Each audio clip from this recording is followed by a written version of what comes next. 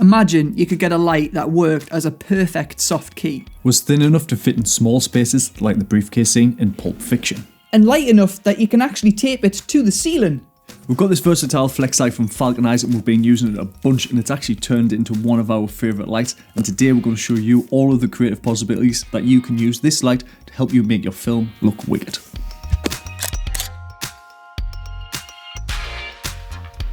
If you're new here, my name's Richard, this is Robert, and on this channel we make films, and then what we do is we break them down so you can learn everything we've learned to make your films bigger, better, and make something which you're proud to share with the world. Today I want to talk about a light. It's called the Falcon Eyes RX-18TD.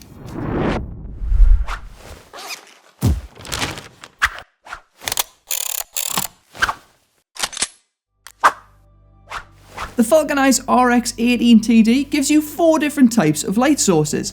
As we can see here, there is no modifier on right now. It is spread out quite wide and we get multiple shadows because we have a multi-LED panel.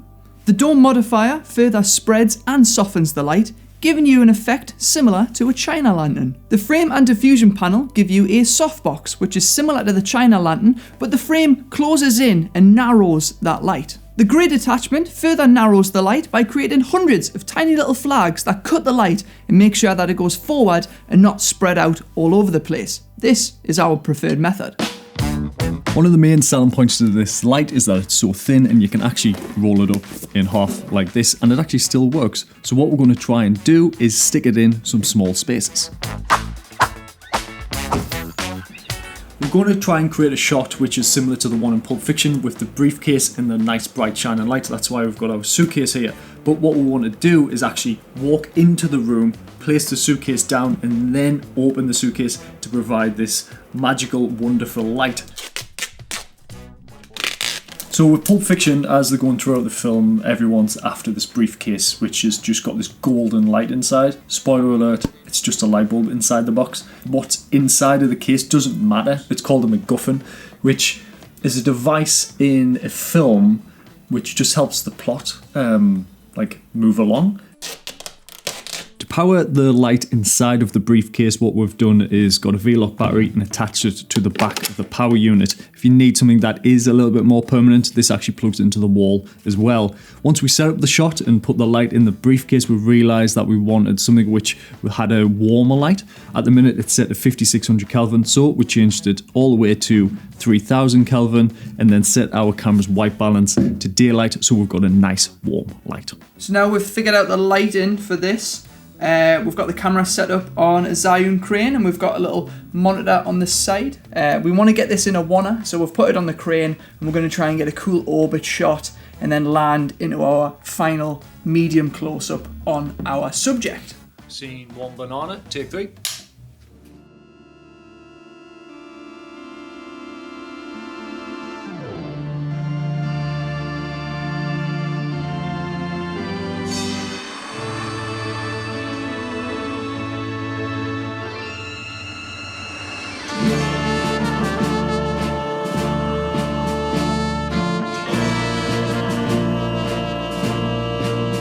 Right, next thing we're going to do, we're going to go outside into the car and see if we can use this for an internal car shot. So first things first, we've got the camera set up on a crab clamp and a magic arm just onto the headrest. We've set our position and we've set exposure so the background is just not highlighting, it's not clipping, and we're not getting any pure white. As you can see from the image, the interior of the subject's face is just too low. So we're going to use the Falcon Eyes flex light and we're going to see if we can match the exterior light to the interior light. Our first plan was to get it on the ceiling. This just doesn't tape. You know, you try a bit of tape on the ceiling and because it's like a sort of strange laminate vinyl, it just falls off. So it might work for your ceiling, but I would suggest if you do get some tape and you do plan to tape it, do a test tape. If it just falls off, it's not going to work. So the next plan is to do our second test, which was the dashboard. So we're going to try that now.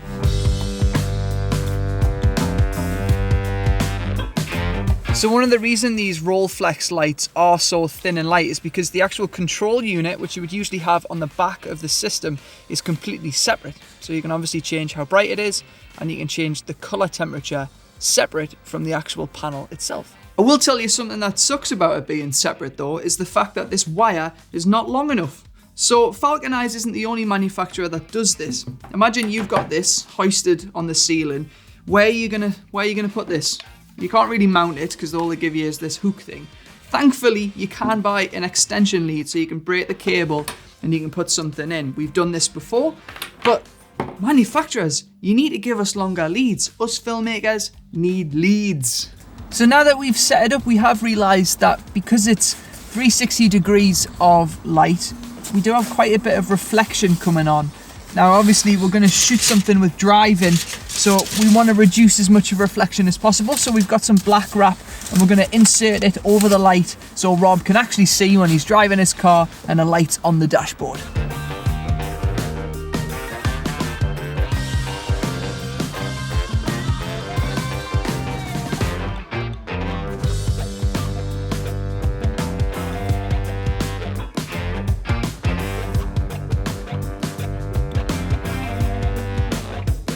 We like to give nicknames to our equipment. First of all, we've got Stevie.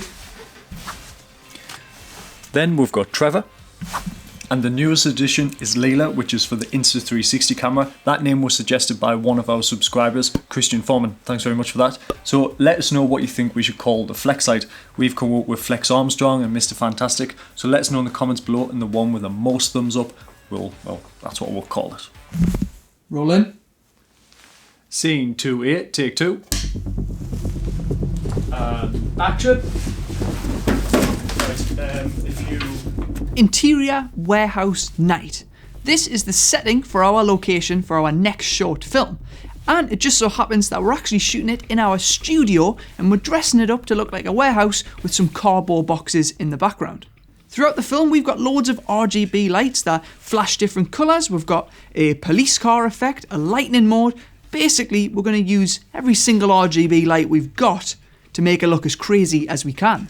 So throughout the film, these different lights will change colour depending on what our characters are doing and how they progress with defusing the bomb. But the one light which is going to stay consistent is our flex light right above my head. But how do you actually get the light onto the ceiling? Well, we've got these things called scissor clamps, which are absolutely magic, and it's just a spigot on one end and it just uses tension to go onto a suspended ceiling just like this. So we can grab our light, we can attach it straight on, plug it in, and away you go. Right, so the next thing we're going to do is go completely DIY with this. We're going to take the frame out, we're going to take the softbox and the grid off, so we're going to get the panel on its own, and then we are going to use as much tape as we need to get it up here and try to make it stick for as long as possible. In all honesty, I don't think that would have worked, and it totally did. We managed to use quite a bit of tape to get this up. We got the bare bones panel and we put the diffusion over the top. Now, if you want to buy this tape, the links are in the description below. Now, our light equivalent LED panel is the Astora panel. Now, imagine trying to tape this onto the ceiling. You couldn't even do this with £1,000 worth of tape. By the way, links in the description. With this light being so lightweight, we're going to see if we can attach it to a boom pole and use it as a walk and talk boom light. So this is what we've come up with. We've attached the Falcon Eyes light to a light stand, just like you normally would, and then we've fed the wire all the way down into this backpack, and in the backpack is the control unit and the power supply. It is heavy, but if you were doing short takes, you would probably get away with it. If you were doing a 5-minute take, I'd say that might be too heavy. So we've just got protein pack? I'll just get my protein pack out.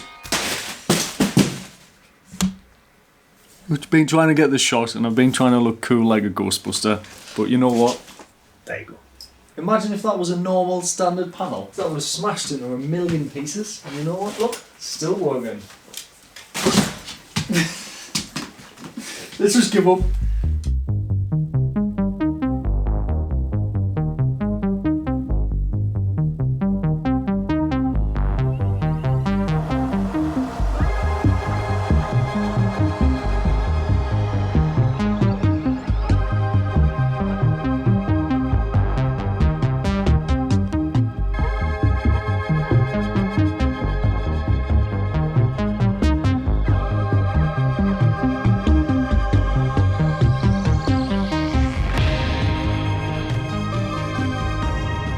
flex part of a flex light might seem like a gimmick, but it's not. It really does work. And because the light is so big and it comes with a softbox and grid, you get a really nice soft light with the added benefit of being able to rig it up with ease. As indie filmmakers, adaptable, versatile equipment is what we need. I would highly recommend this Falcon Eyes light because you can use it in so many different types of situations. This has got the Film Look approval. If you fancy checking this light out, we've added affiliate links in the description below. We get a little bit of kickback from that, but it doesn't cost you anything else, so you can use them if you want. And after you get this light, you'll probably want to do some cool techniques with it. So we've created a playlist of our favourite videos we've made on lighting techniques, different styles, things like that, so you can get your films closer to achieving the film look.